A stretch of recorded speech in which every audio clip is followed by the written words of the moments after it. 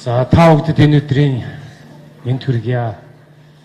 Монгол Улсын засгийн газар 2020 оны улсын төсөв нэгдсэн төсвийг боловсруулж улсын хурлд өнөөдөр өргөн мэдүүллээ. Ингээд энэ төсвийн талаар би та бүгдтэй бас товчхон танилцуулга хий гэсэн юм аа. Яагаад вэ гэхээр бид нар өнөөдөр татвар төлөгчдийн мөнгийг Монгол улсынхаа хөгжлийн асуудлуудыг шийдвэрлэх, ард иргэдийнхээ нийгмийн асуудлыг шийдвэрлэх, эрүүл мэнд, боловсрол, батлан хамгаалах, хууль сахиулах гээд олон салбарын өмнө тулгамдж байгаа олон асуудлыг шийдэж байгаа. Нэгэн татвар төлөгчдийн мөнгийг бид нар юунд зарцуулах гэж байгаагаа бол олон нийтэд мэдээлж явж ирсэн. Та бүгд тэрээр санаж байгаа бол бид нар сүүлийн 3 дахь жилдээ иргэдийн төсвийг улсын төсөвтэй нэгдсэн төсөвтэйгээ хамт улсын хурлд өргөн мэдүүлж байгаа. Энэ иргэдийн төсвийг бид нар яагаад мэдүүлж улсын хурлд төсөв өргөн мэдүүлэхтэй хамт өргөдөг болсон юм бэ гэхээр татвар төлөгчдийн мөнгийг иргэд маань бүрэн мэдээлэлтэй байх ёстой. Юунд зарцуулж байна вэ? Ямар үр дүн гарч байна вэ? Татвар төлөгчдийн мөнгө төлсөн мөнгийг үр ашигтай зүйлд энэ засгийн газар зарцуулаад байна уу? Үр дүн нь ямар хугацаанд хязээ гарах вэ гэдэг зайлшгүй мэдээлэл авчих хэрэгтэй. Тэр агуулгаараа бид нар сүүлийн 3 жил иргэдийн төсвийг боловсруулж улсын хурлд мөн төсвийн бичиг баримттай хамт өргөн мэдүүлж байгаа.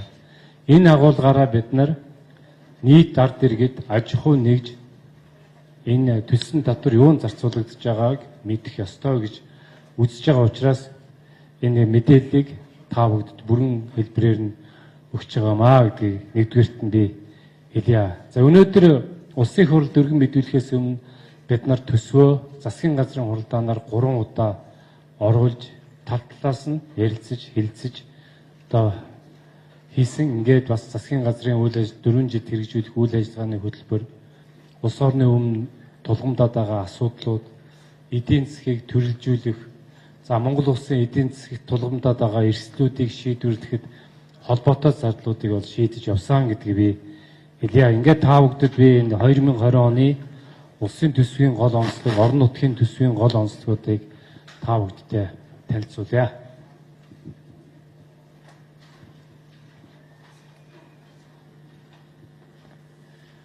За мэдээж бид нэр төсөв хийхдээ эрх жилүүдийн эдийн засгийн байдал нь ямар байх вэ гэдгийг бол тооцож үздэг. Ингээд үзэх юм бол дэлхийн эдийн засгийн өсөлт бол 2019 онд 3.2 байна. 20 онд бол 3.5% болж өөрчлөгдөнө гэдэг энэ тооцоол дээр бид нар энэ төсвийнхээ тооцоолыг бол хийсэн. За энэ олон улсын валютын сангаас 2019 оны 7 дугаар сард гаргасан тооцоол байж байгаа. За өндөр хөгжилтэй орнуудад бол саарахаар байгаа 1.9 2018 онд 2.2 байсан өсөлт 1.7 болж бууж явах жишээтэй. Харин хөгжиж байгаа орнуудын хувьд бол өсөлт бол өндөр байна. Ялангуяа Монгол улсын худалдааны хөрш орнууд худалдаа гол нөлөөлдөг үзүүлэлтүүд ямар байх вэ гэдгээр бид нэр авч үзэж байгаа. Тэгэхээр 2020 он бол хэдийгээр эдийн засгийн өсөлт 19 онтой харьцуулахад 0.3 пунктаар сайжирч байгаа ч гэсэн тодорхой хэмжээний эрсдлүүд бас байна гэж бид нар үзэж байгаа. Юуны өмнө Америк нэгдсэн улс болон бүгд найрамдах хятад улсын хооронд болж байгаа худалдааны маргаан бол эдийн дандаа тодорхой бус байдал авчирж байна. Эдийн засагт сөрөг нөлөө үзүүлэх авчирсан магадлал байна гэж байгаа. Тэгэхээр энэ бол Монгол улс бидгээр дэлхийн эдийн засгийн өмнө тулгамдж байгаа гол асуудал байгаа. За үүний дараа санхүүгийн зах зээл дээр хоримтлагтад байгаа эмзэг байдлыг цаашдаа бол үргэлжлэхээр байна. За хятадын эдийн засгийн өсөлт бол энэ та бүгд анзаарч байгаа 2018 онд 6.6, за 2019 онд 6.2, за 20 онд бол 6% болж буунаа гэж үзэж байгаа. Энд 0.1% гэдэг бол цаана тэрлоноор хэмжигдэх их найд хэмжигдэх юаны асуудлууд байж байгаа. Тэгэхээр энэ нэргээд бас эдийн засгтэр бол манай эдийн засгтэр тодорхой хэмжээний эрсдэл авчирч байна гэж үзэж байгаа. За дээр нь Brexit байгаа. Хилцээргүйгээр гарах ийм нөхцөл байдал үүссэн байж байгаа. Тэгэхээр энэ нь бол эргээд Европын эдийн засгийн өсөлтөнд нөлөө үзүүлэх байх энэ эргээд цаашдаа дэлхийн эдийн засгаар нөлөөгөө үзүүлнэ гэж үзэж байгаа. За үүнээс гадна ингээд тооцоод үзэх юм бол энэ 2020 оны эдийн засгийн өсөлтийг бид нар 6% тооцож байгаа. 2018 оны эдийн засгийн өсөлт бол 7.2 байсан. Эхний улирлын дагагчлалын байдлаар Монгол улсын эдийн засаг бол 7.3% өсөлтөөр гарсан. Бидний бол түүний тооцоол дээр бол 8% бол тооцсон байгаа гэдгийг та бүхэндээ онцолж хэлмээр байна. За ер нь эдийн засгийн гүйцэтгэлийг авч үзэх, төсвийн орлогын одоо орж ирж байгаа байдлыг аваад үзэхэд бол эдийн засгийн өсөлтнийг 7-8% дээрээ гарчих болов гэсэн ийм бодолтой явж байгаа. 2020 оны эдийн засгийн өсөлтөө бид нар 6% тооцсон байгаа. За инфляцийн түвшин 8% ол цааш үргэлжлэнэ гэж үзэж байгаа.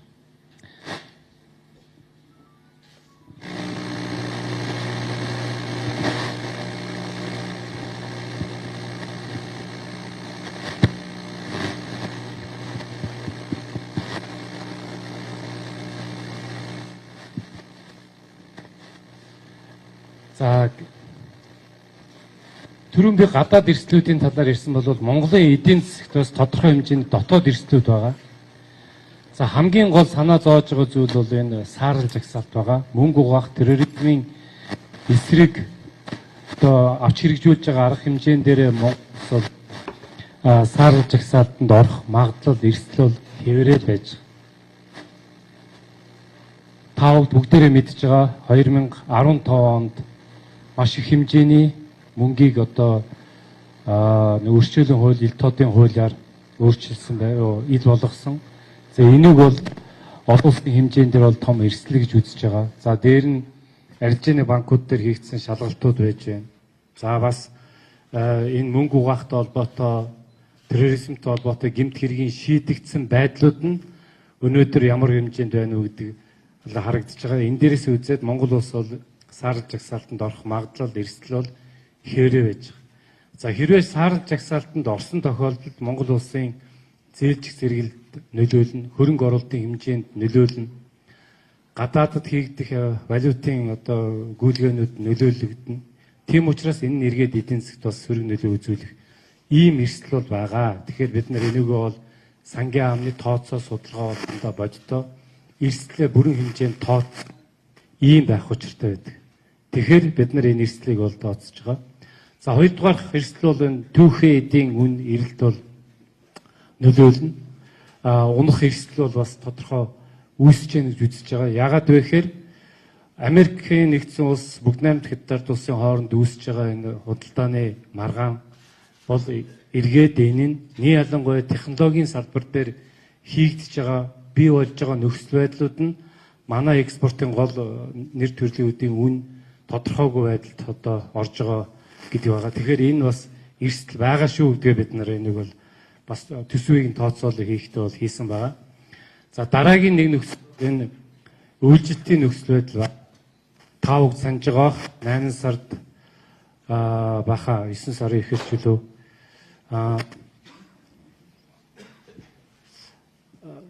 Улсын онцгой комиссийн өргөтгсөн хуралдааны хийсэн. Ингэхэд өвөл бас нэлээд хүндэж магадгүй талаар мэдээлэл өгсөн учраас бид нар бас энэ эдийн засгт энэ нөлөөгөө үзүүлнэ гэж үзэж. Хэрвээ үйлчлэлийн нөхцөл байдал бол хүндэрсэн тохиолдолд энэ одоо асуудал үүснэ гэж нөлөө үзүүлнэ гэж үзэж байгаа. За үүнээс дараагийн нэг эрсдэл бол та бүгдээрээ мэдж байгаа. Арилжааны банкуудын одоо өөрийн хөрөнгөө өсгсөн байдлыг бол шалгана гэж байгаа. Тэр шалгах үйл ажиллагаанууд нь явагдаад дууссан гэж би ойлгож байгаа. Тэгэхээр энэ дээр хэрвээ банкуудын өөрийн хөрөнгөө нэмэгдүүлсэн их үүсвэрийг үзээд за заримыг нь одоо бас хуульд нийцүүлж одоо дахиж өөрчлөх ёстой гэж үзвэл энэ бас эргээд эдийн засгаар тодорхой хэмжээний ачааллыг бий болгоно гэж бид нар үзэж байгаа. Тэгэхээр энэ нь бол эргээд бас эдийн засгт нөлөөгөө үзүүлнэ гэж үзэж байгаа. За эдийн засгийн саяын нөхцөл байдлын эрсдэл донд бид нар төсвийг боловсруулахдаа тодорхой одоо бодлого барьсан. Та бүгд хэрвээ анзаарч байгаа бол бид нар сүүлийн жилүүдэд Монгол улсын төсвийг дандаа цахим ил тод үр ашигтай төсвийн бодлогыг авч хэрэгжүүлнэ гэж. Та бүхэн санаж байгаа жидүүд зориулагдсан мөнгийг Монгол Улсын засгийн газар сүүлийн 2 жил мөнгө тавилгүй орсон улс их орл руу. Нэг ч төгрөг тавиагүй. Яагаад вэ гэхээр үр ашигын тухай асуудал яригч. Үр ашиг тэн дээр гүйцэд гарахгүй байна. Зориултын дагуу ашиглагдахгүй байна. Үр дүн эдийн засгт нөлөөгөө үзүүлэх үзүүлэлт нь бага байна гэж үзэж байгаа учраас бид нар санхүүжилтийг хасаад байгаа. Хэрвээ үр ашигтай олон нийтэд хүрсэн үр дүнтэй байх юм бол бид нар хөрөнгөний нэмээ явахд бол бэлэн байдаг. Тийм учраас энэ бид нар төсвийн бодлогоо үр ашигтай гэж байгаа. Дээр нь ил тод байх хэрэгтэй. Татвар төлөгчдийн мөнгийг бид нар зарцуулж байгаа. Тийм учраас энэ мөнгийг хамгийн ил тодоор зарцуулагдаад явах ёстой гэдэг энэ зарчмаараа бид нар төсвийг ил тодоор оруулж ирж байгаа. За цахим гэдгийг та бүгдээрээ мэдж байгаа бид нар энэ цахимаар дамжиж бүх одоо төлбөр тооцоо хийгдэхээс гадна хяналтууд энэ дээр хийгдэж явах учиртай төрийн үйлчлэгээ ч гэсэн цахим руугаа шилжсэн байх ёстой гэдэг зарчмыг баримтаалж явж байгаа. Энэ нь эргээд төрийн хүнд сурталыг багасгах, татвар төлөгчдийн мөнгийг хамгийн үр дүнтэй оновчтой байдлаар зарцуулагддаг тэр тийм одоо орчныг бий болгох тийм төсвийн бодлогыг хэрэгжүүлэхийг бид нэр зорж ажиллаж байгаа. За төсвийн сахилгаатыг бол цаашдаа бид нэр тууштай үргэлжлүүлнэ. 2 дахь жилдээ бид нэр төсвийг тодтохгүй явж байна. 2 жил. Урд нь жилд 2 удаа төсөв тодтох бол наад захын асуудал үүссэн. Төсөв тодтох болгондоо зардал нэмдэг. Тэрүүгээ санхүүжүүлэх их усрээ бид нэр зөв шийдэж чадахгүйс учраас дандаа өөр нэмэх үйл ажиллагаа руу явдаг байсан. Тэгвэл энэ төсвийн сахилгаатыг цаашд нь бол тууштай үргэлжлүүлнэ, төсвийг эрүүлжүүлнэ, төсвийн алдагдлыг үе шаттай бууруулах бодлогоо хэрэгжүүлээд явна гэдгийг одоо хэлье. За 2023 оноос эхлээд төсвийг бол ашигтай бол гаргаж явна гэдэг ийм одоо төсөөлтөд явж байгаа. Шууд шахаад алдагдлаа эрс буулгаад ашиг руу ороо явчих болно. Гэхдээ нөгөө нийгэмд цочор арга хэмжээ авахар эргээ заавал сөрөг нөлөө нь илүү их гараад байдаг учраас бид нар энэ аажмаар үе шаттай бууруулахын бодлогоо цаашаа үргэлжлүүлээд хийнэ. Ямар нэгэн арга хэмжээ авахад энэ хэдийгээр цаана олон тооцоо боддог, үр нөлөөлийн боддог хүмүүсүүдийн хувьд бол энэ мэдрэх нь бага багасаа л гэж үзэж байгаа. Болж игэл мэдрэхгүйгээр яваасаа гэдэг бодлого сөрөг үр нөлөө нь гараасаа гэж үзэж байгаа учраас бид нар энэ үе шаттай бууруулна гэдэг бодлогыг бол авч хэрэгжүүлж байгаа гэдгийг хэлье. За засгийн газрын зүгээс та бүхэн санаж байгаа бол энэ өрийн удирдлагын стратегийг улсын хурлаар батлуулсан. За бидний өмнө тулгамдаад байгаа 21-с 24 онуудад төлөгдөх нийтдээ 2.9 тэрбум ам долларын өрийг бид нар эдийн засгаар ханшин дээр дарамт үзүүлэхгүй байхаар одоо шийдэхийн хөлбөрөө бол бид нар боловсруулад холбогдох гэрээ хэлслүүдийн яриад явж байгаа гэдгийг хэлье. За та бүгд мэдж байгаа татврын багц хуулийг өөрчилсөн. Энэ дээр бид нар хувь хэмжээг буулгасан, тайлагналтыг энгийн болгосон. За татврын одоо татвар төлөхтэй холбоотой зардлууд аж ахуйн нэг жиргэд дээр баг гардаг. Тэгэд энгийн хялбар байх юм систем рүү шилжиж байгаа. Тэгэхээр энэ татврын шинжилгээг хийснээрээ бид нар энэ бизнес хөрөнгө оруулалтын хэмжээ нэмэгдэнэ гэж үзэж байгаа. За энэ бодлогыг бол бид 20 оны 1 сарын 1-ээс хэрэгжүүлээд явна. За дараагийн гайлын шинжилгээг бол хэрэгжүүлээд за тавг анзаарч байгаа 9 сард бид нар бомбын шинжилгэүүдийг бол эхлүүлсэн байгаа. Тэрийг бол цааш өргөжлүүлээд явнаа. Энэ хойно би дахиж эргэж ярина. Гайлын шинжилгээг яагаад хийгээд байгаа юм бэ гэхээр нэгдүгээр тэнд хууль бус үйлдэлүүдийг алга болгох. За төрөл бүрийн одоо гайлын байцаагчтай холбоотой хууль бус үйлдэлүүд байна. За бүхэл бүтэн 360 мянган тонн 10 гаруй тэрбум төгрөгийн нүүрс сулгаалцдаг. Тэгэл байжлаад мэдсэн чи мэдээгүй юм шиг явдаг. Тэр бүх зүйлүүдийг алга болгох нөхцөлийг бүрдүүлнэ. За дээр нь Монгол улсын ашигт малбар гарч байгаа тохиолдолд Монгол улс бол татвараа гүйцэд авдаг болох энэ системийг бол бид нэр зайлшгүй бүрдүүлж өгч байгаа. Өөрөөр хэлбэл та бүгд анзаарч байгаа бол орлогоо яаж улсынхаа орлогыг яаж нэмэх вэ гэдэг тал дээрээ нэлээд анхаарал тавьж ажилласан байна гэдгийг та бүгд мэдж байгаа. Орлого сайн олоод тэргөө гүйцэд авч чаддаг байх юм бол нийгмийн өмнө тулгамдаад байгаа олон асуудлуудыг бид нар шийдэх боломжтой бол бүрдэх юм байна. Орлогоо гүйцэд авч чадахгүй бол бид нар өөр ширэндээ ордог тулгамдаад байгаа асуудлуудаа шийдэхгүй юм хэд байдал цааш таваад үргэлжилнэ. Тэгэхээр бид нар орлого гүйцэд авах тал дээр онцгойлж анхаарч ажиллаж байгаа. За хөрөнгө оруулалтын дээр бодлого бас барьж авчиж байгаа. Нэг хөрөнгө оруулалтын ажил эхлүүлчээ тэрүүгээ ингээд 5 жил, 10 жил үргэлжлүүлээ хийдэг. Ингэхэд нөгөө мөнгөний үнцэн ялангуяа нөгөө өндөр хүүтэй бондоор зээлээр хийгдэж байгаа хөрөнгө оруулалт байгаа бол энэ одоо зардал өсдөг, дарамт тулдаг юм зүйлүүд байдаг. Тийм учраас хөрөнгө оруулалтыг богино хугацаанд эхлээд богино хугацаанд дуусгадаг ийм зарчим руу орж байгаа. Тэгэхээр 20 оны хөрөнгө оруулалтын авч хэрэгжүүлж байгаа бодлого нь юу гэхээр тэ 18, 19 онд ихсэн бүх хөрөнгө оруулалтуудыг 20 онд дуусгах арга хэмжээг ажлыг одоо хийсэн. За үүнээс гадна сумын төвийн шинжилгээгээд төслийг хэрэгжүүлж байгаа. За шин сум гэж янз бүрийн нэртэй явж исэн. Хөдөө орон нутагт ард иргэд одоо сайхан амьдрах юм боломжийг нь бүрдүүлж өгч байгаа. Өөрөөр хэлбэл хөдөө сумд, аймаг сумууд дээр малчтын биш сумын төвүүд дээр амьдарч байгаа иргэдийн гэрт нь одоо халуун, хүйтэн, дулаан, бохир, ус орох бохирын системийг хэрэгжүүлэх энэ боломжуудыг бид нар 20 оноос эхлээд хийж эхэлнэ гэж үзэж байгаа. За нийт орлого бол 12 их 8900 тэрбум төгрөг байгаа. 12.9 их 80 төгрөгийн орлого олно гэж үзэж байгаа. Зардал бол 13.9 ийм зардал гаргана гэж үзэж байгаа. За гэхдээ энэ тэнцвэржүүлсэн тэнцэлгээд 2 их 80 байгаа. Тэнцвэржүүлсэн гэдэг үгний цаана юу байдг вэ гэхээр бид нар нийт орлого дотроо тэнцвэржүүлсэн орлогот бол 2 сангийн мөнгийг бид нар оруулдаггүй. Энэ нь тогтворжуулалтын сангийн орлогыг одоо 125 тэрбум төгрөг гэж энд дээр тооцсон байгаа. Тэгээ ирээдүйн өв сангийн үндсэндээ 1 их 80 төгрөгийн орлогыг бид нар энд тооцдоггүй. Хэдийгээр бид нар Монгол улс олсон ч энэ мөнгөн дээр бид нар зарцуулах ёсгүй гэж үзээд авч явдаг. Тэгэхээр энэ дээр тэнцвэржүүлсэн орлого 2 их 80 гэж байгаа боловч үндсэндээ цаанд бид нар 1 их 80-ийн л алдагдaltaй байна гэж ойлгох хэрэгтэй.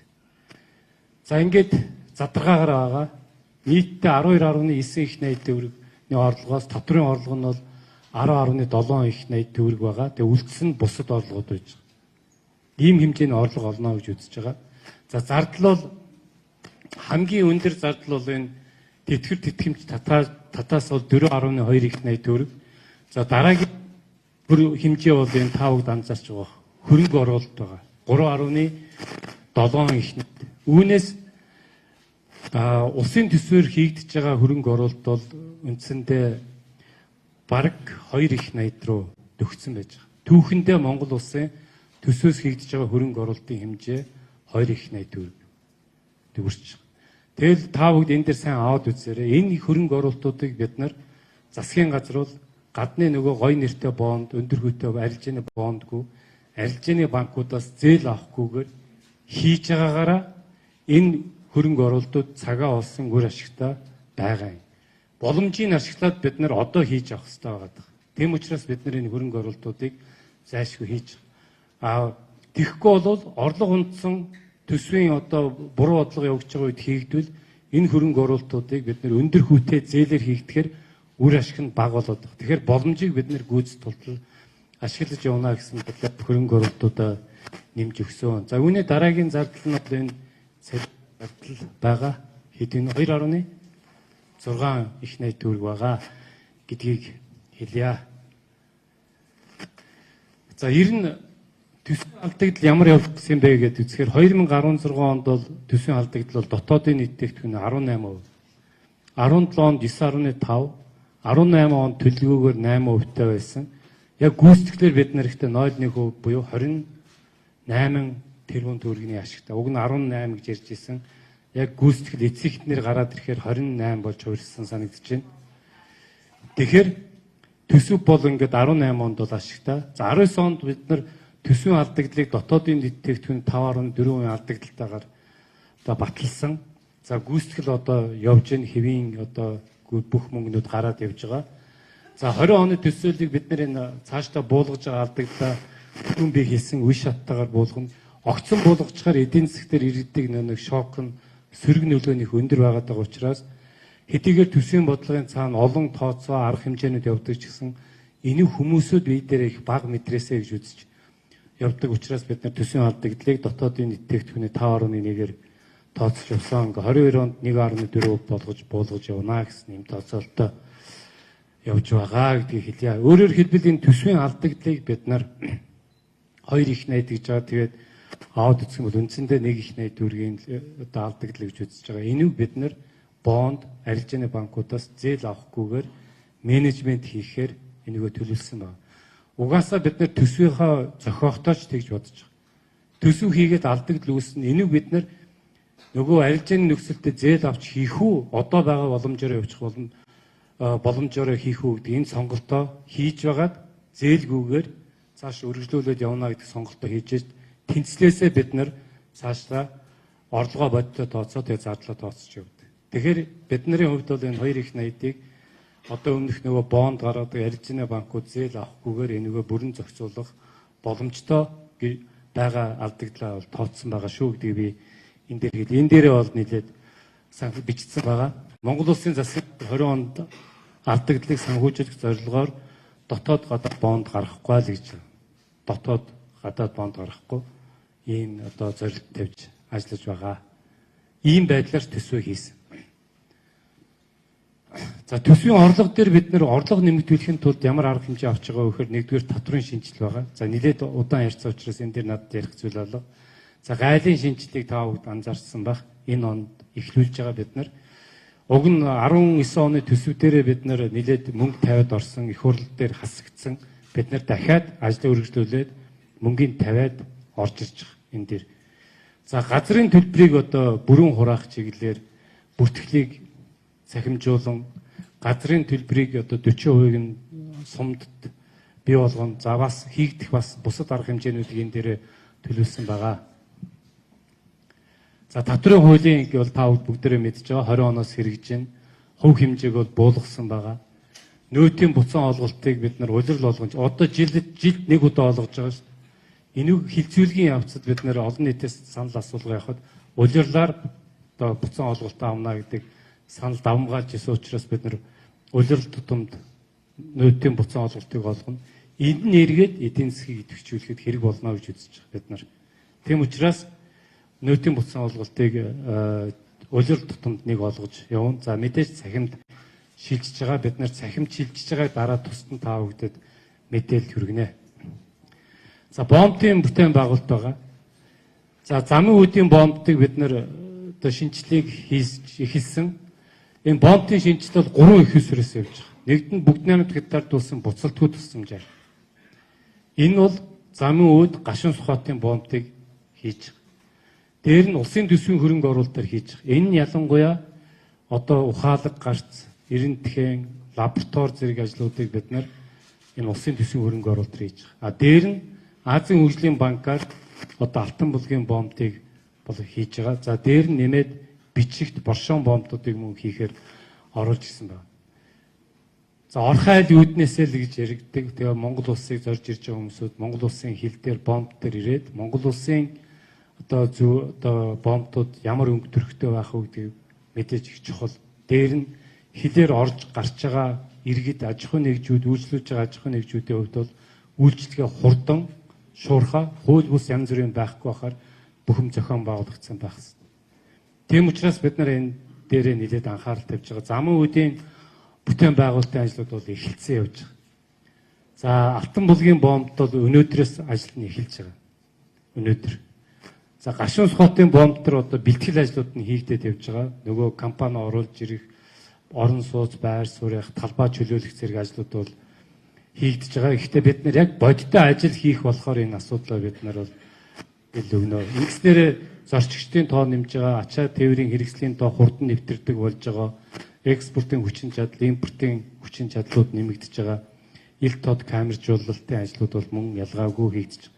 За энэ дээр нэг онцлог зүйл юу вэ гэхээр энэ гайлын төв лабораторийг бид нар энэ олон улсын итгэмжлэгдсэн лаборатори болгох гэж. Өөрөөр хэлбэл гайлын төв лабораториос гаргасан дүгнэлт бол хаанч хүлээн зөвшөөрөгддөг ийм болж байгаа. Одоогоор бид нар яаж яах вэ гэхээр гарч байгаа ашигт малтуулынхаа юу гараад байна гэдгээ сайн мэдэхгүй л явж байгаа. Тэгвэл энэ дээр яах аргагүй бид нар бүрэн гүйцэд мэдээлэлтэй тэр өдөр нь тэр дорн мэдээллийг нь авч явах ийм шаардлага бол үүсэж байгаа. Тэгэхээр энийг бол энэ дээр яах аргагүй хийх ажил дээр оруулж өгч байгаа. За өндөр хүчин чадалтай эрентхэн болон хяналт шалгалтын аппаратуудыг тавьж байгаа. Яагаад гэвэл одоо цагт 6хан машин гардаг эрентхэн машинууд байж байгаа. Тэгвэл энийг цагт 150 машин гарна. Тэгэхээр гашуун сухамт бомб дээр өдөрт 1500 машин гарна гэж үзэх юм бол 10 цагт бүгд гараа явчихна. Тэгэхээр цагт 6хан машин гардаг байсан болохоор бүх машиныг үзэж амждаг. Түүж гаргадаг. Тэгээ тэн дээр бас асуудлууд үүсч эхэлдэг байдаг. Тийм учраас энийг ерөөсөө бүх машинаасаа гаргана. Дээжийг тээврийн хэрэгсэл болгоноос аавна гэсэн ийм зорилттойгоор энэ шинжилгэүүдийг хийж байгаа. За дараагийн. За газрын төлбөрийг бид нэр газар бол өөрөө бас үнд баялаг.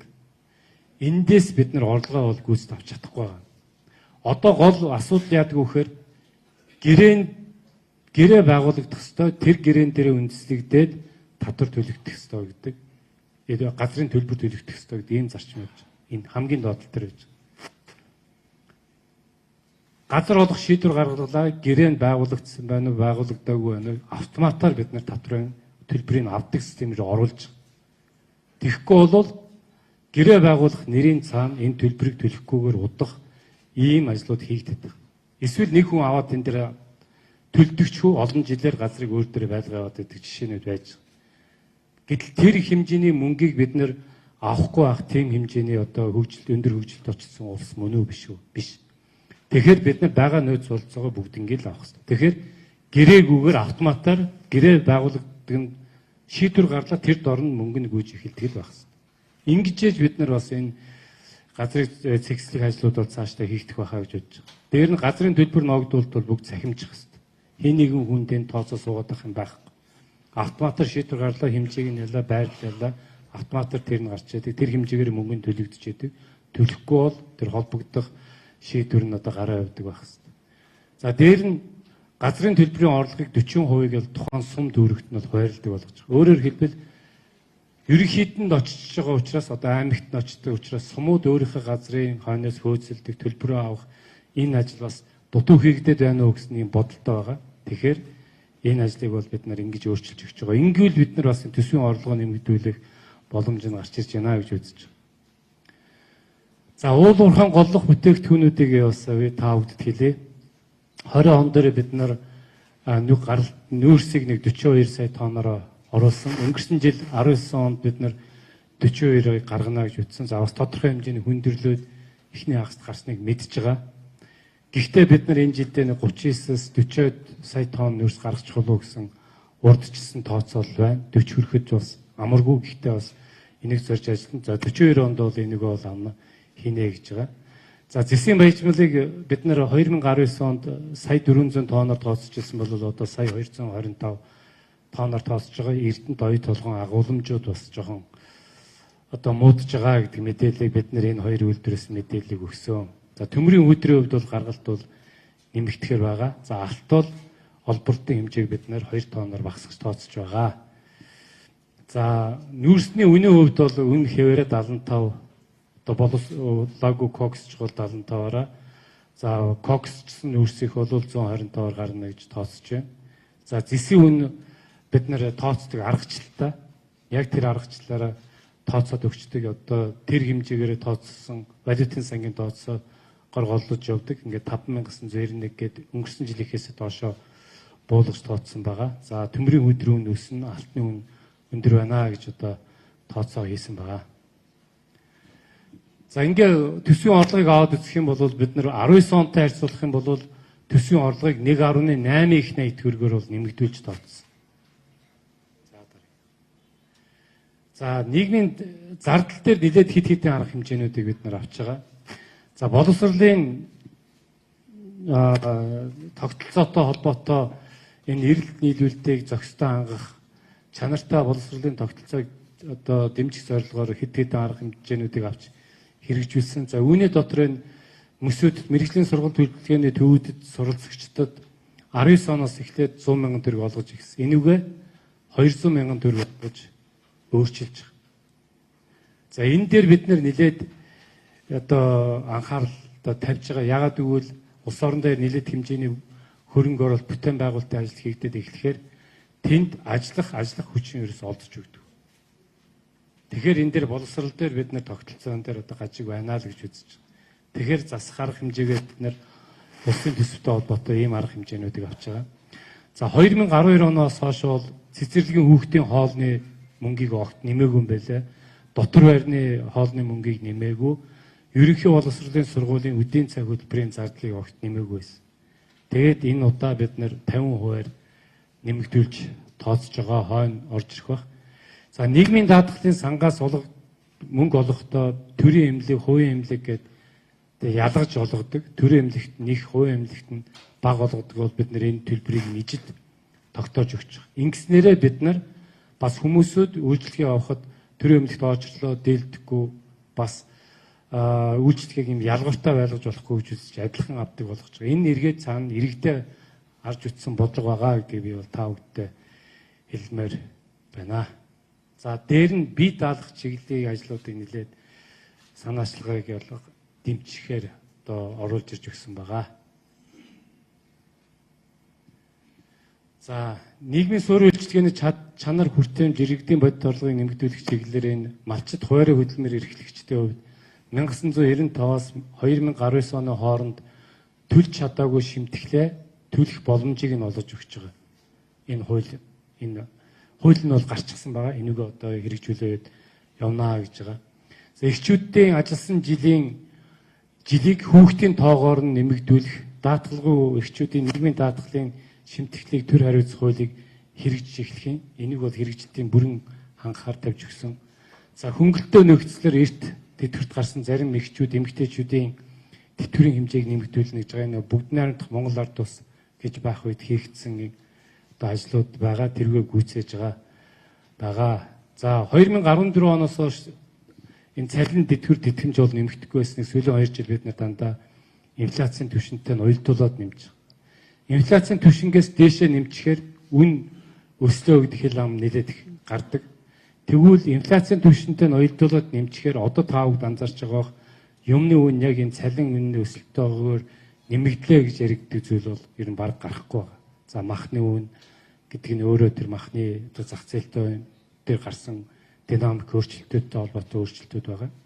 Тэгэхээр яг энэ цалин хөлстэй холбоотойгоор хүн хөөрөгдөг зүйл бол байхгүй болж байгаа учраас энэ угаасаа ч эдийн засгийн яг онлоороо ингэж нэмэгдэх ёстой байдаг. Тэрийнхээ дагуу бид нар нэмээ явж байгаа.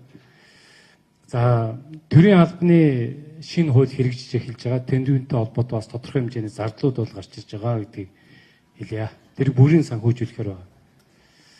За тухайлбал тэр эхийн ажилласан жилийн хүүхдийн тоогоор нэмэгдүүлэхтэй холбоотойгоор 10 тэрбум төгрөг улсын төсвөөр нэмэлт зардал гарч ирж байгаа.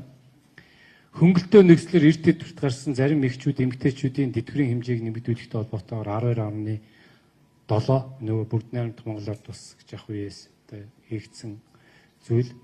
За малчит хуваарийн хөдөлмөр эрхлэлийн тэтгэврийн даатгалын шимтгэлийг нөхөн төлөвлөх хууль бол төсвөөр 117 тэрбум төгрөгийн ийм ачааллыг бол нэмж байгаа гэдгийг би хэлмээр байна.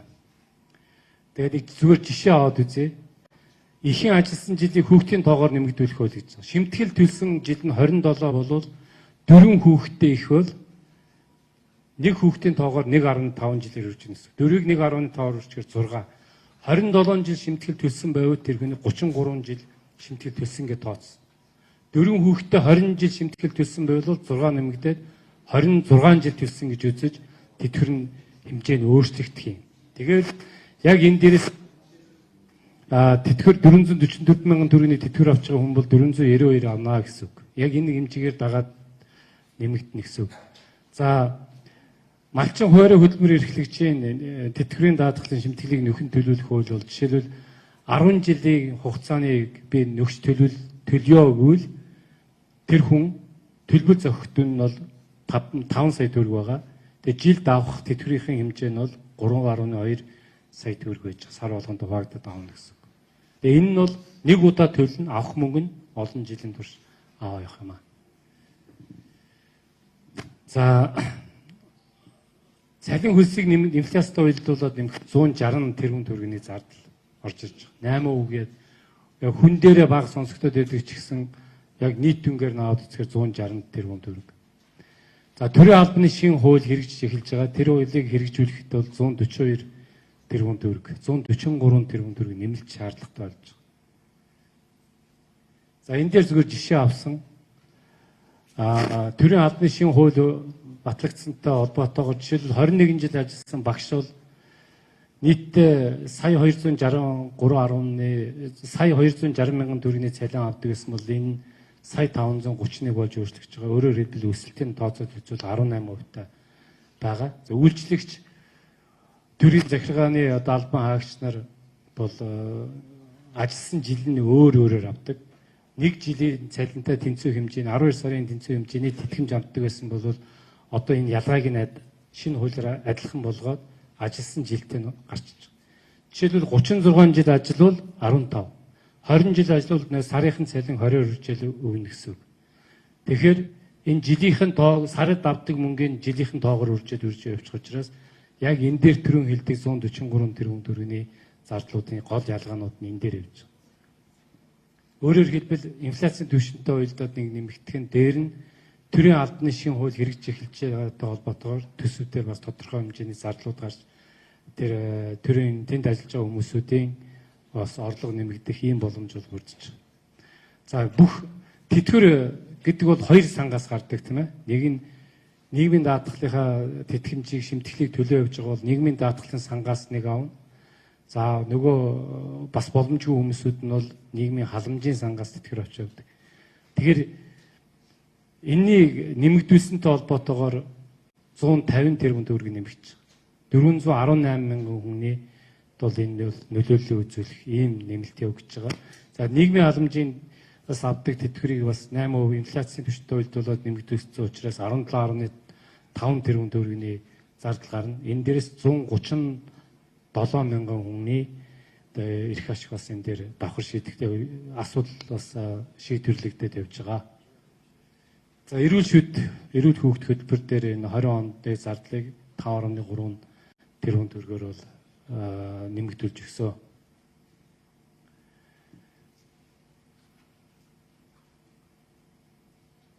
За дөрөв мэсүүдийг бол ярьсан байгаа. Энэ дээр найрамдлал зүсэнг бол улсын төсвөөр эргэж авч байгаа. Буцааж. Та бүгдээрээ мэдчих. Бүх газар нь тэнд ингээд алгагдаад алга болсон. Тэгэд энэ үгэлгээд эм заслангаа алдчихмааргүй байгаа. Ганц хүүхдэд зориулагдсан олон улсын хэмжээнд арга хэмжээ явуулдаг ийм заслан байсан. Энийг улсын төсвөөр авъя гэдэг шийдвэр засгийн газар гаргасан. Ингээд 158 оронтой одоо 5.2 тэрбум төгрөгийг оруулж байгаа гэдгийг хэлье. Буцааж авч байгаа гэсэн үг төр дээр. За цэцэрлэгийн хоол, дотор байрны хоол, ерөнхий боловсролын сургуулийн эдийн засгийн хөтөлбөр дээр 50% нэмэгдүүлээд зарцуулагдах мөнгө бол ингээд 181 тэрбум төгрөг төрж байгаа. Үндсэндээ эдийн засгийн хөтөлбөр дээр 20 тэрбум төгрөгийг нэмж өгч гэнэ гэсэн үг. Үр дүнгийн 352 мянган хүүхэд бол хүртнэ гэж үзэж байгаа. Нийт төсөв нь бол 54 тэрбум төгрөг төрж гэнэ гэсэн тоосч бол тэгэхээр энэ эдийн засгийн хөтөлбөрийг бид нэр бас нэлээдгүй хил амтаал явагддаг, эцгийнх нь гарах хэвээр, төсөв гарах хэвээр гэдэг юу ч гэсэн улсын төсвийнхээ хувьд бид нэр 50%-аар бол энэ зардлыг нэмээд өгч байгаа. За цэцэрлэгийн хүүхдийн хоолны мөнгийг нэмэгдүүлэхэд улсын төсвөөр 30 тэрбум төгрөг нэмж зардал гарч байгаа. Нийтдээ 272 мянган хүүхэд бол энэ үр ашиг нь хүртнэ гэж үзэж байгаа. Нийт мөнгөний хэмжээ нэг 100 орчим тэрбум төгрөг байдаг. За дараа нь дотор байрны хоолны зардлыг бол 7.6 тэрбум төгрөгөөр нэмэгдүүлж 35 мянган хүүхэд үр дүнгийн хүртдэг. Нийт зардал нь 30 тэрбум төгрөг байдаг. Тэгэхээр энэ дээр бас нэлээд хэмжээний зардал бол гарч байгаа. За дараагийн нэг зүйл бол 20 онд бол олимп болно. Тэгээ олимпийн жил учраас бас энэ дээр шигшээ багийн оролцох баг тамирчдын зардал, бус холбоотой зардлуудыг 20 тэрбум төгрөг тавьсан. За 20 онд мөн хүүхдийн спортын наадмын зохион байгуулна гэж шийдвэр гарсан байгаа. Тэгэхээр энд зориулаад 9.6 тэрбум төгрөг бол төсвөөр тавигдж байгаа. За кино урлагийг дэмжих сан гэд байдаг. Бас Монгол улсынхаа одоо түүхтэй холбоотой эх орон сэтгэлгээг бий болгох одоо ард иргэдийн соён гэгэрүүлэх зориулагдсан баримтат кино, уран сайхны кинонуудыг хийхэд буцааж эргэж төлөвлөх нөхцөлтэй кино урлагийг дэмжих сан дээр 10 тэрбум төгрөгийг бол тавьсан байгаа. Өөрөө өөрийгөө санхүүжээд явах ийм зарчмаар бол энэ явна гэж үзэж байгаа. За бас 20 он бол Олимпиас гадна сонгуул болдог жил. Тэгэхээр улсын хурлын сонгуулийн зардал бид нар 20.5 тэрбум төгрөгийг тавьсан. Орон нутгийн сонгуулийн зардал 16.6 тэрбум төгрөгийн зардал. За ингээд бас байгууллагууд дээр зардлууд гардаг. Бүгднийг нийлүүлээд үзэх юм бол 20 онд явагдах сонгуул улсын төсвөөр 43 тэрбум төгрөгийн өртөгтэй болох юм байна гэдгийг хэлье. За үүний дараа энэ улс төрийн хэс хэрэгт хэлбэгдсдгийг цагаатгах тэдэнд нөхөн олох тухай хуулийн хэрэгжилтийг энэгээр ингээд бүрэмсэн хаа гэж бүх асуудлуудыг шийдээд одныг тэгэхгүй бол ингээд байн гүргэжлээ яваад байдаг байхгүй. Тэгээ шийдсэн зүйл байхгүй. Тэнд амьд цэрүүн байсан хүмүүсүүд нь бас талигч болоод хүн улам цөөрөөд байх юм магадaltaй байдаг. Тэгэхээр энийг ерөөсөө энэ жилдээ ингээд бүгдийг хэрэгжүүлээд дуусгая гэдэг ийм залт байгаа. Нийтдээ 54 тэрбум төгрөгийг 963 хүний асуудал байгаа гэж үзэж бид нэр энийг бүрэмсэн шийдэхээр энэ асуудлаа тавьсан байгаа. За хөдөө аж ахуйн салбарын бүтээгдэхүүн үйлдвэрлэлийг дэмжихдээ хоёр зардал байгаа. Махны үнэний урамшууллыг махан дээр бас зээлийн хүүгийн хөнгөлтөн дээр 4.5 гэж 9.2 тэрбум төгрөг болгож өгсөн. Тав бүгдээрээ мэдж байгаа. Өнгөрсөн хавар бол махны үн дээр бол зөвхөн зохион байгуулалтын шинжтэй, зохицуулалтын шинжтэй алдаанууд гарсан. Мэдээж экспорт нэмэгдсэн дээр нэмэгдэх юм бол Монгол улстай ашигтай зүйл, хэрэгтэй зүйл, ирээдүйд хөдөө аж ахуй эрчимжих ийм зүйл. Гэхдээ бүгдээрээ л монголчууд мах идэх. Тэгэхээр үн дээр бид нар бас тодорхой зөв бодлого явуулах хэрэгтэй гэж үзээд энэ бэлтгэл дээр нь зориулж одоо мөнгө бол нэмж өгсөн. За энэ жилийн хувьд бол улаан буудаан үн бас өсөх магадaltaй байсан учраас бид нар энэ улаан буудаа урамшууллыг нэмж өгсөн байгаа. За арширны урамшуул, ноосны урамшуул гэдэг өмнө хэрэгжижсэн хөтөлбөрүүдийг үргэлжлүүлээд хийхээр байгаа. Тэгээ урд нь бол ингээд тус нэрээр ингээд тус нь байлгадаг байсан бол энэ жил менежментээ өөрсдөө зөв хийгээд ингээд уян хатан байх. За бас менежмент хийх бололцоог нь гаргаж өгөх зорилгоор энэ бүгднийг нэгтгэхэд нэг сан дээр болгочихж байгаа. Хөдөө аж ахуйн салбарын бүтээгдэхүүн үйлдвэрлэлийг дэмжих урамшуул гэсэн нэртэй ийм болгож өгсөн. Өөрөөр хэлбэл ингээд тусдаа баахан зардал, тусдаа нэг зардлууд байсан. Нэг менежменттэй болгож өгч байгаа. Ингэхээр засгийн газрын тусгай сангуудын тухай хууль, дагалдах хуулийн нас дагаж өөрчлөгдөөр оруулж өгсөн байна. За дараагийн асуудал бол энэ хөдөө аж ахуйн бүтээгдэхүүний экспортыг бид нар сайн хийх ёстой. Арьс, шир үнэгүй байгаад байдаг. Тэгээ нэг шийдэл нь ингээд нэг гал унтрах маягаар өгдөг бол энэ нэлээд том хэмжээгээр нь экспортод чиглэгдсэн үйлдвэрлэлийг бий болгох чиглэлээр ер нь төр тодорхой асуудлыг дэвшүүлж явъя гэж үзэж энийг дархны аж үйлдвэрийн парк гэж байгаа. Түүний дэд бүтцийг бий болгох зориулагдсан зээл болох хэвээр цэвэр бизнесийн шин чанартай зүйл учраас энэ дандаа бизнесийн зарчмаар яваг. Тэгэхээр хүүгийн татаасаар нь шийдье гэдэг ийм шийдэл гаргаж энэ дээр 15 тэрбум төгрөгийг асуудал тавьсан. За дараагийн нэг зүйл бол одоо удахгүй утааны улирал баг эхэлж байгаа. Тэгэхээр бид нар утааг бууруулахтай холбоотойгоор урд нь жишээлбэл 18 онд нэг 17 тэрбум төгрөг зарцуулдаг байсан. Энэ жил 19 онд бид нар энийг 96 болгож өсгсөн. Дахиад 137.6 болгож өсгөж байгаа. 41.4 тэрбум төгрөг гэдэг нь голдуу юуган дээр нэмэгдэж байгаа гэхээр сайжруулсан түлшийг хүргэх ажлыг зохион байгуулахтай холбоотой зардал дээр энийг бол ингэж тавьж өгсөн. Энэ Улаанбаатар хотын төсөв дотроо сууж явж байгаа. Өөрөөр хэлбэл Улаанбаатар хотын утаа гэдэг зүгээр яриа биш, тодорхой санхүүжилтийг тавиад үр дүн нэг татвар төлөгчд маань ингэх хэрэгтэй. Огт зүгээр шүүмжлэх бол амархан. Гэхдээ за их усрын тавьж өглөө. За одоо та нарын асуудлаа шийдэ гэдэг ийм зарчмаар хандж байна. За дээр нь энэ авцаамын сан байдаг. Энэ дээрээ бид нар ер нь орлогоо бол гүйцэд аваа. Тэгэхгүй бол нэг бороо даадгүй замтаа энүүгээ шийдэх болохоор улсын нөөцөөс шийдэж өг гэдэг. Тэгэхээр Монгол улсын хуулиараа авцаамын сан гэж байдаг. Энүүгээ гүйцэд зөв ашиглаж бүрэн хэмжээнд нь ашиглахын боломжийг бүрдүүлж өгөх зорилгоор бид нар байгаа хуулиа хэрэгжүүлэх чиглэлээр өөрөө орлого олохыг нэлээд нэмж өгсөн байж байна. За харьгаа цэвэрлэх байгууламжийн асуудал дээр 5 тэрбум төгрөг тавьсан энэ асуудлаа шийдэж орж ирээ гэдэг зүйлийг бол тавьсан байна. За дараагийн нэг хэд хэдэн асуудлууд байгаа. Энэ бол өөрөө нийгмийн хувьд нэлээд анхаарал татсан, зайлшгүй шийдэх ёстой асуудлууд. Харт амх. Харт амхтай тэмцэхтэй холбоотой бид нар орон тоог бол нэмж өгч байгаа. Зарцуулагдах зардлыг бас нэмж өгч байгаа. Ингэж энэ харт амхтай тэмцэх ажлыг нэлээд эрчимжүүлэх шаардлагатай байгаа. Үр дүн гарах ёстой гэж үзэж байгаа. Тэгэхээр энэ дээрээ бид нар энэ улсын төсөл дээр тавьж байгаа.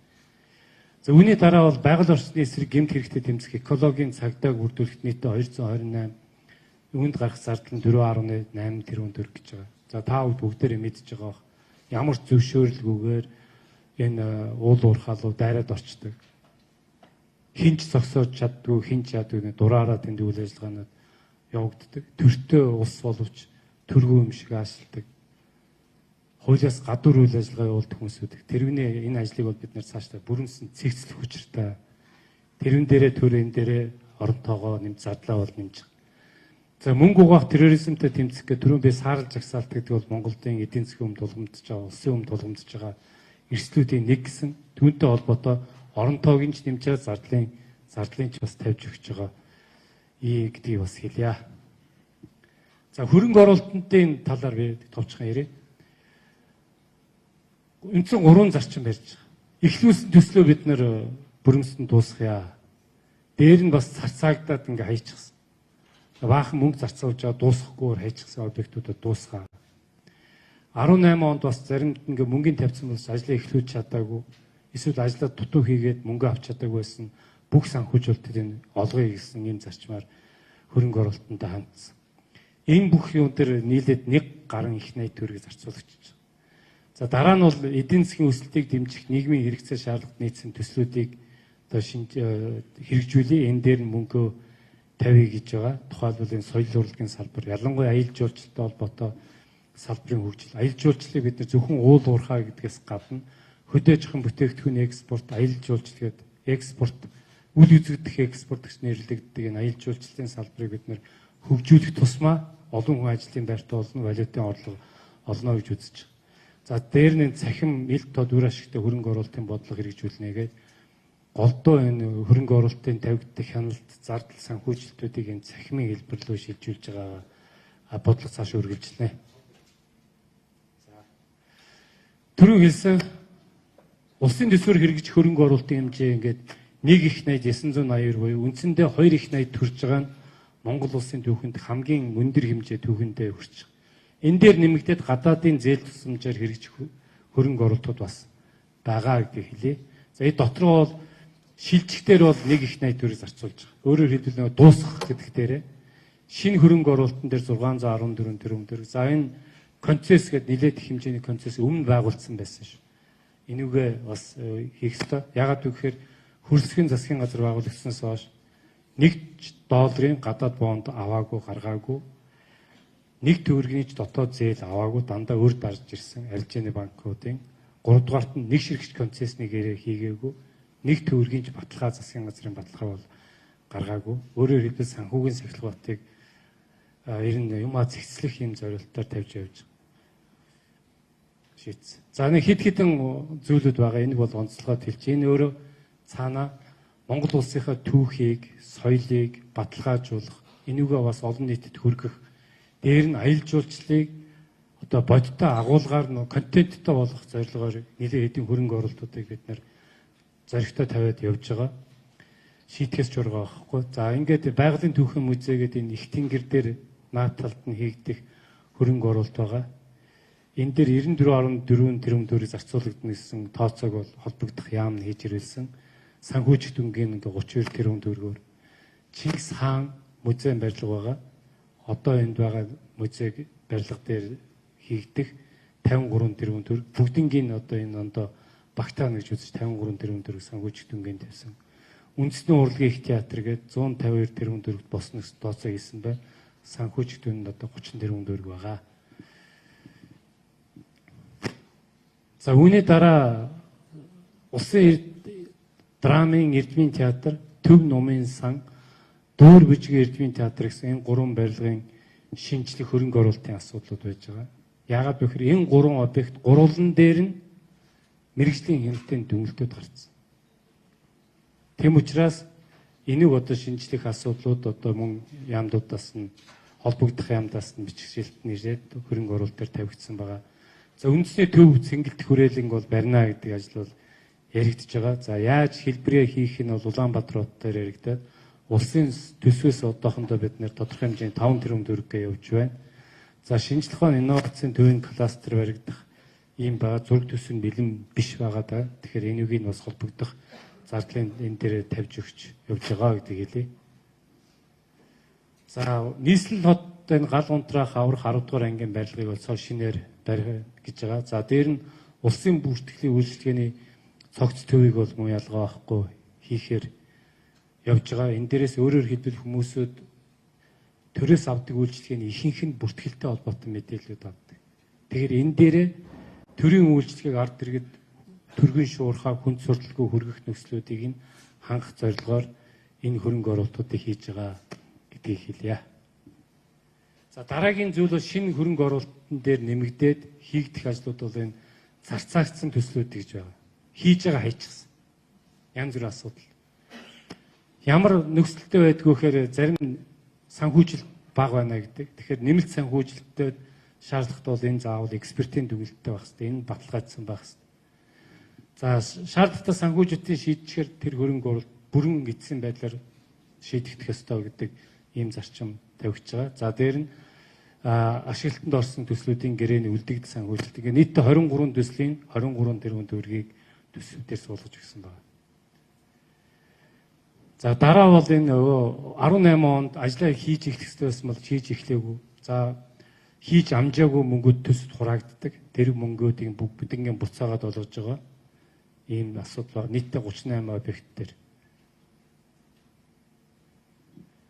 За энийг л би та бүгдэд бүр онцолж тайлбарлаж өгье гэж утсан юм аа. 3 жилийн дотор санхүүгийн сахилгаатыг сайжруулахаас гадна өөр ширийг бууруулахаас гадна нийтдээ 601 объектыг бид нар 17-оос 20 онд ашиглалтанд өгөх байх. Үүнээс 332 нь бол цэцэрлэг. 156 нь бол сургууль. 53 бол дотор байр.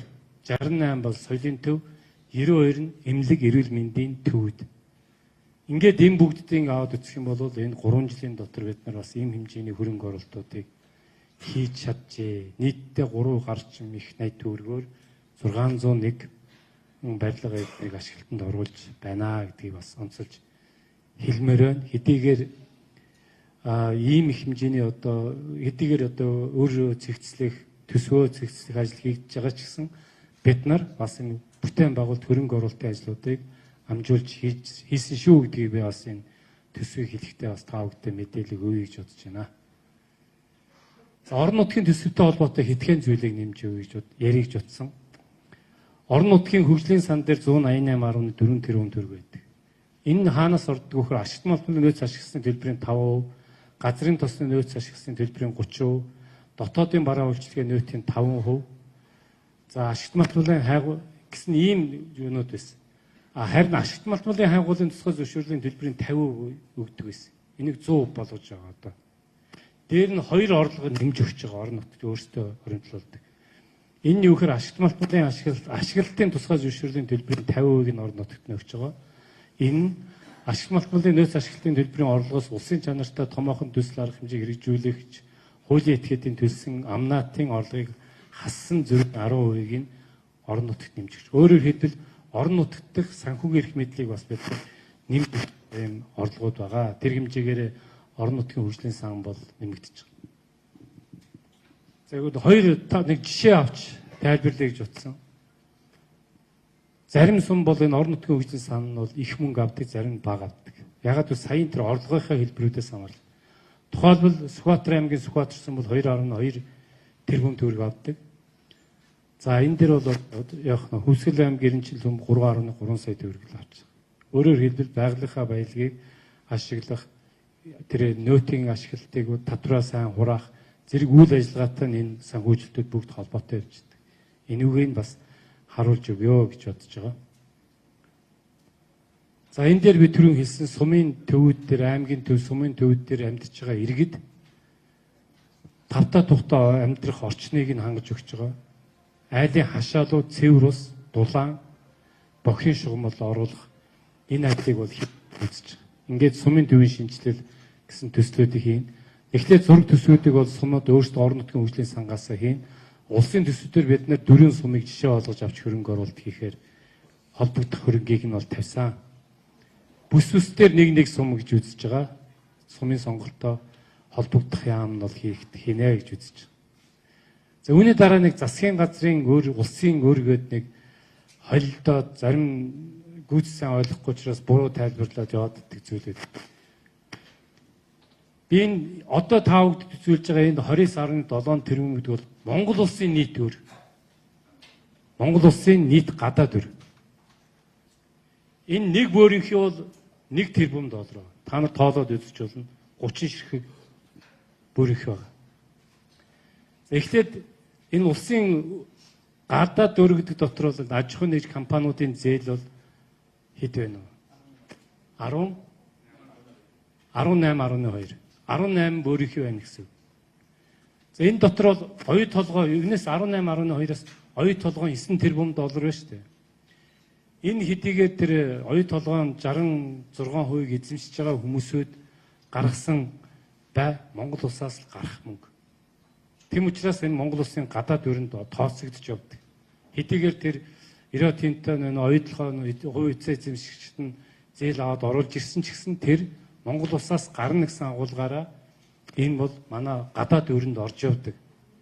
Энийг засгийн газрын өөр авсан юм шиг ингээ хольж бас яриад байдаг учраас бид нар энэ одоо жишээлбэл Шангрила барих ч байдаг ч юм уу, Хөгжлийн банкны авсан зээл ч юм уу, South Global Sense ч юм уу, Mac-их ч юм уу, Miat-их ч юм уу гэдэг ийм компаниудын гадлаас авсан гөр бүгд энэ дотор явж байгаа.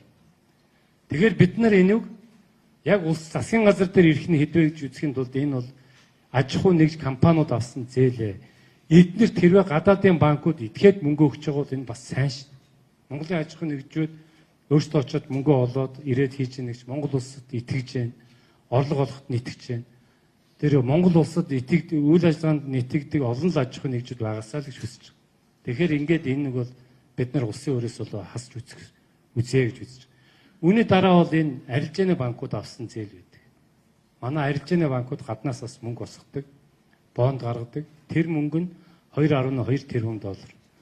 Одоогоор ингээ 3 банк бол баг ихэнх банкуд бүгдээр авсан зээлтэй гаднаас зээлтэй байж байгаа. 2.2 тэрбум доллар. Монгол банк бол 2 тэрбум долларын одоо бас өртөө энэ нөгөө хятадын ардын банктай swap одоо хилцлийн өр байж. Энийгээ хасах хэрэгтэй. Тэгэд үлдчихэж байгаа 7 бол энэ засгийн газрын өр. Энэ юунд өр байна уу гэдгийг би бас тайлбарлая гэж байна. Чингис бондын 1 тэрбум доллар байгаа. 500-ыг бид нар 18 оны ихэр байхаа төлцсөн. 500 саяыг. Дахиад Мазалага бонд байна, Хуралдаа бонд байна, Грэгэ бонд байна. Энэ бүгдийг ингээд аваад үзэх юм бол ингээд 3 бөөрийнхээ 3 тэрбум доллар нь гараа авчиж.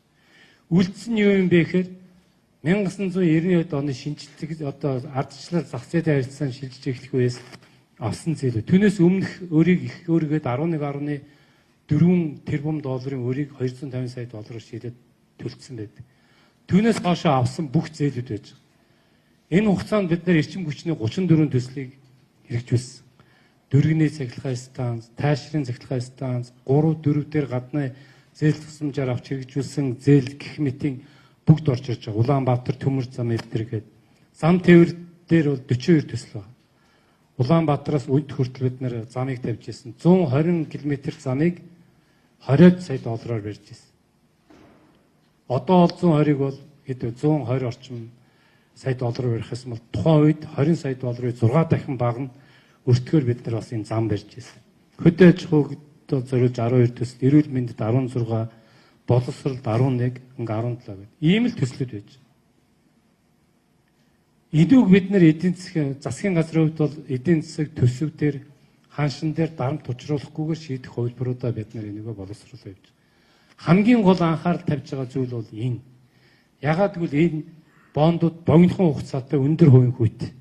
Эднээс энэ biz санаж байгаагаар бол Мазалаа нөхө 10 гаруй хувьтай хамгийн өндөр хувьтай Мазалаа бонд жилийн 10% гүйт мөнгө гүйж байгаа юм. Эднэр бол 40 жилийн хугацаатай, жилийн 0.2% гүйтэй, жилийн 1% гүйтэй энэ зээлүүд дээр санал авах юм байна. Урт хугацаатай учраас. Өнөөдөр миний маргааш төлнө гэдээ авах 1 сая төгрөг, жилийн дараа төлөйгээд авах 1 сая төгрөг хоёр өөр шүү дээ. Над дээр ирж байгаа дарамт нь өөр. Яг тэрүүнтэй адилхан бидний гол санаа зовоож сангийн анхаарал тавьж ажиллаж байгаа хэсэг бол энэ байна. Энүүг бид нар эдийн засгаар дарамт учруулад байхгүй, нэг ард иргэдээсээ аж ахуйн нэгжүүдээс хандив гуугаад байхгүйгээр шийдчихээр бол хуулбарууд бол боловсруулад ажиллаж байгаа. За өрийг бас тайлбарлая гэж бодож байна. Өнөөгийн үнд цэн гэдэг түрүүн би хэлсэн маргааш төлөх сая төгрөг, жилийн дараа төлөх сая төгрөг хоёр бол өөр байдаг. Гэтэл үзэхээр 1 сая Хүрлбаатар гэхээр 1 сая төгрөгийн өртөө байгаад байдаг. Гэтэл маргааш өгөх 1 сая төгрөг, жилийн дараа өгөх хоёр бол над учруулах дарамт нь шал өөр. Тийм учраас энэ ялгаа гаргахын тулд энэ өнөөгийн үнд цэн гэдэг зүйлийг оруулж ирж тооцдог. Тэгэхээр бид нар та бүгд анзаарсан бол бид нар өнгөрсөн хугацаанд хэдийг өртөрчлөө 7.5 их найт төгрөгийн өрийг төлсөн байна. 7.5 их найт төгрөг. Гэхдээ голдуу өндөр хүүтэй богино хугацаатай төвж эхэлж дарсан байдаг. Тэгэхээр энэ засгийн газрын өрийн хэмжээ бол өнөөгийн үнд цэнээрээ 72.5 дотоодын нийтээгдэхүүн. Ийм байсныг одоо бид нар 58.9 болгоцсон байж. Энүүг 40-оос доошоо оруулах юм бол үндсэндээ дарамтгүй. Дарамт нь бол харьцангуй огт дарамтгүйч байх уу? Дарамттай. Гэхдээ дарамт нь их мэдрээд одоогийнх шиг мэдрэгдээд байхааргүй ийм төвшөнд байна. Тэгэхээр энэ 22 онд хүрнэ гэж үзэж энийгөө доошлуулж. Жишээлбэл авсан бүх мөнгөнийхөө төсвийн орлогынхаа үндсэндээ 4.1-ийг бид нар зөвхөн авсан зээл хүн төлж исэн жил 3 жилийн өмнө шүү дээ. Олсон мөнгөнийхөө 4.1-ийг зөвхөн хүнд. Одоо бид нар энийг буулгаад 11 орчим хувь дээр нь 10% дээр очиж буулгачихсан ийм байж байгаа. Тэгэхээр бидний хувьд бол энэ өнөөгийн үнд цэнээр илэрхийлэгдсэн өрийг яаж буулгах вэ гэдэг дээр л голдож анхаарч явж ирж байгаа гэдгийг хэлье. За ингээд та бүгд би олон удаа ярьж ирсэн. 4 бод биднэрт энэ 19 онд бол нэг ачаал байхгүй, 20 онд ачаал байхгүй. 21 онд бол Мазала бонд байгаа. 500 сая $, жилийн 1875 хүүтэй 10-аас дээш гараа байсан. Бараг төгрөгтэй адилхан хүүтэй ийм зээл байгаа, ийм бонд байгаа. Энийгөө төлнө. 22 онд Чингис бондын 1 тэрбум Америк долларыг төлнө. 5,125 хүүтэй. Грек бонд 23 онд төлнө. 800 сая $, 5,625 хүүтэй. Хуралдаа бонд 600 сая $, жилийн 875 хүүтэй. Гэсэн ийм 4 бонд бол бидний одоо өмнө тулгамдаад байгаа гэдгийг бас хэлье. За хүүгийн зардлыг бид нар бол байнга одоо буулгаж байгаа. Төсөв дээр айлхаар бага дарамттай. Уг нь 16% байна үү? Хүрчээсэн одоо бол 10 орчим хувьтай дарамттай ирүүлээд явж байгаа. За нийтдээ 1.3 их найт төгрөгийн гадаадын зээл байгаа. 150 тэрбум төгрөг 1.3 их найт төгрөгийн гадаадын зээл 150 тэрбум төгрөгийн буцалтгүй тусламж бол явж байгаа гэдгийг бас хэлье. 20 оны төсөв дээр. Энэ дээрээс одоо томоохноос нь дурдах юм бол Улаанбаатар хотын шинэ онгоцны буудлын байна. Улаанбаатар Мандалгуйн хоорондох шугам байна. Сонгон архин дүүргийн эмнэлэг байна. Улаанбаатар дархан чиглэлийн 204 км авцамын засварын байна. Улаанбаатар хотын төв цэвэрлэх байгууламж байна. 300 сая $. За 263 сая $-ын зээл байна. Газрын тос боловсруулах 1 тэрбум $-ын зээл байна. За энэ Алтан булаг, Сүхбаатар, Бичигт, Боршоо бомтын ингээд ийм Азийн хөгжлийн банкны зээл ийм зээлүүд байгаа гэдгийг бас хэлье. Энэ нөгөө зээлүүдээ бид нэр хэлж байгаа. Энэ бас нийгмийн өмнө тулгамдаад байгаа олон асуудлуудыг шийдвэрлэх зорилттой. За дараагийн. За энэ бол тусламжийн төслүүд байж байгаа. Хамгийн том мөнгө гэвэл та бүгд мэдж байгаа энэ мянганы сорилтын сангийн 350 сая $-ын төсөл байна. Хилийн 2 том бомб байна.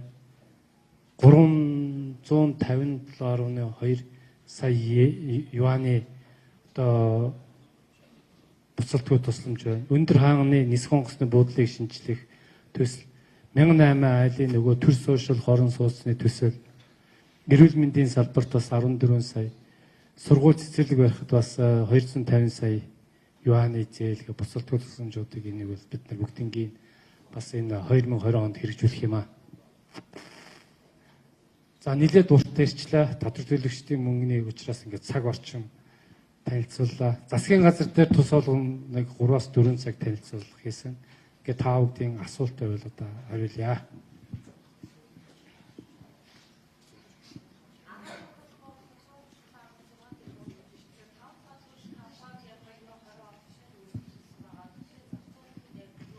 Тэр компаниас асууж төгөө. За сайн байна уу? NTV телевизээс ийм шиг сэтгүүлч байна. Төрийн өмчит компаниудын алдагдал ямар түвшинтэй байгаа вэ? Энэ нь яагаад засгийн газрын үр дээр ордгоо вэ гэдэг дээр таныг тодруулга өгөөч. За тэгээд сонсогч байна уу? За. Төрийн өмчит компаниудын алдагдлын хэмжээ ямар байгаа юм бэ? Энэ яагаад засгийн газрын үр дээр орж тооцогддгүй юм бол тэгээд хувьчлалын асуудал нэлийн эрчимтэй яригдж байгаад одоо яригдах хувьчлаа тэгээд төрийн өмчит компаниудын алдагдaltaй ажиллаж байгаа. Энийг тодруулж өгөөч. Олон улсын валютын сангийн хөтөлбөр үргэлжлэх үү гэдэг дээр та бас тодорхой байр суурь өгөөч. 3 дахь асуулт нь оюутлогын одоо 2 дугаар шатны бүтээн байгуулалтын ажил тодорхойгүй шалтгаантай одоо орсонтой холбоотойгоор энэ Монгол улсын эдийн засагт хэрхэн аж нөлөөлөх вэ? Эсвэл хоёр тал ширээний ард зугаад хилцэл хийх үү? Энэ эрсдлийг яаж тооцсон байгаа вэ? Тэгээд татвар тэгш татварын систем гэж яриад байгаа тийм малчид татвар төлдөг болох уу? Одоо ингээд тон дүнгээр нь харахаар 66 тэрбум төгрөгийг одоо илдэг урамшуулал гэдэг юм одоо татаас хэлбэрээр яваад байна л да. Тэгэхээр малчтаас одоо тэгш татвар бий болгох гэж байгаа бол энэ олон малчдыг татвар төлгөгч болгох боломж одоо бодол байгаа юу засгийн газар. За эхний асуулт нь бол би манай яны холбогдох албан тушаалтанд бас нэмж хариулна. Олон улсын валютын сангийн хөтөлбөр. Энэ хөтөлбөр хэрэгжээд явж байгаа. Тэгэхээр цаашаа үргэлжлээл явна. Тэн дээр бол ямар нэгэн эргэлзээ бол байхгүй. Үр дүнгээ өгч байгаа. Тэм учраас бидний үр дүнтэй хөтөлбөрийг цаашаа үргэлжлүүлээд явна. Хүмүүс янз бүрийн яриа гаргадаг. За зарим нэг нь бүр зогсчоосоо хүсээд байх шиг байна. Худлаа жишээ хэлдэг. Украин валютын сангаас болж байгаа ингээд киноны хэсэг гаргаад тэрүүгээ ярьж явах жишээ. Тэгсэн мөртлөө Украинаас валютын сангаас зээл авах тухай асуудлыг хөндөд эхэлсэн байж. Тэгэхээр ийм худлаа мэдээлэлээр бол хэрэггүй. Вьетнамыг бас валютын санг хөөгээ гаргачихсан гэсэн тийм бас худлаа мэдээлэл явуулж ирсэн. Энэ бүгд бол худлаа мэдээлэл. Бид нар валютын сантаа яаж ажиллах уу? Ямар хэмжээнд ажиллах уу гэдгээ бид нар мэдж байгаа. Яаж харилцаач мэдж байгаа. Яаж гэрээ хэлцээ хийхээж мэдж байгаа. Үр дүнтэй хамтраад ажиллаж байгаа үргэлжлүүлэх учиртай гэж үзэж. Энэ бол бүгдний хамт Хятад улстай хамтарч ажиллах, Оростой хамтарч ажиллах, Японтой, Солонгостой, Америктэй хамтарч ажиллаж байгаатай адилхан л энэ л хамтын ажиллагаануудын асуудал шүү дээ. Тэгэхээр энийг таслан зогсоох тухай асуудлууд бол байж болохгүй. Энийг хөөж дэрэгдсэн асуудлууд ч хэрэггүй юм. Монгол улсыг хорлохоор орж ирж тийм аюул ажиллагаа явуулж байгаа зүйл тэнд байхгүй гэдгийг би онцолж хэлмээр байна. Тэгэхээр энэ цаашаа бол үргэлжлээд явнаа гэдгийг бол би хэлмээр байна. За хоёрдугаарт нь өмч хөвчлийн хөтөлбөр яагаад зогссон бэ? Засгийн газар өмч хөвчлөх үндсэн чиглэлийг улсын хурлд өргөн мэдүүлсэн. Хурал шийдвэр гаргаж өгөөг. Тэгээд тэр ажил зогссон байж. Өөрөөр хэлбэл энэ дээр их хурлын үндсэн чиглэлд батлагдчихэж өмч хөвчлийн ажлууд явагдах учиртай. Тэгэхээр энэ ажил бол их хурл дээрээ бол энэ ажилтанд байгаа гэдгийг би онцолж хэлмээр байна. Дараагийнх нь оюу толгой. Оюу толгой бид нар хэвэн үргэлжлэнэ л гэж үзэж байна. Одоо яг сангийн аам дээр ирээд асуудлаа тавьсан байх. Тэр татвартай олгоотой маргааны асуудууд байж л байгаа. Татвараа төлөх ёстой бол төлөх ёстой. Хуулийн дагуу үйл ажиллагаагаа явуулах ёстой бол явуулах ёстой. Тэр шаардлага тавиал явж байна.